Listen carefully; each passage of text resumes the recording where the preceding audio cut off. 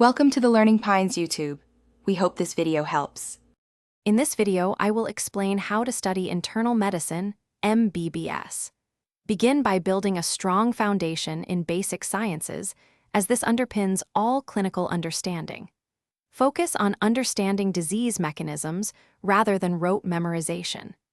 Identify the most common conditions and their presentations, as these form about 80% of your clinical encounters. This approach ensures you grasp the core principles before delving into more complex or rare diseases, making your learning journey much smoother and more efficient. For effective study, choose one comprehensive textbook as your primary reference, such as Harrison's Principles of Internal Medicine, and complement it with a concise review book for quick facts. Many students find success by dedicating about 60% of their study time to core textbooks and 40% to review materials. Engage actively in ward rounds. Observing patient interactions and discussing cases with seniors provides invaluable real-world context, solidifying your theoretical knowledge. Active learning is crucial for internal medicine. Regularly work through clinical case scenarios to hone your diagnostic and management skills. Aim for at least 3 to 5 cases per week.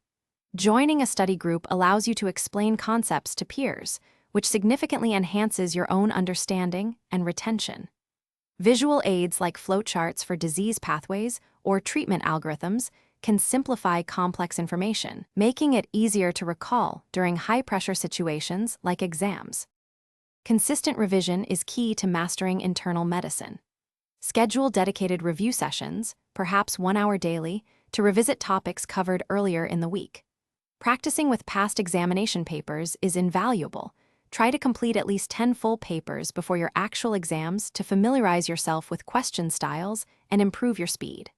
Remember, understanding the why behind clinical decisions, rather than just memorizing facts, will serve you best in both exams and future practice.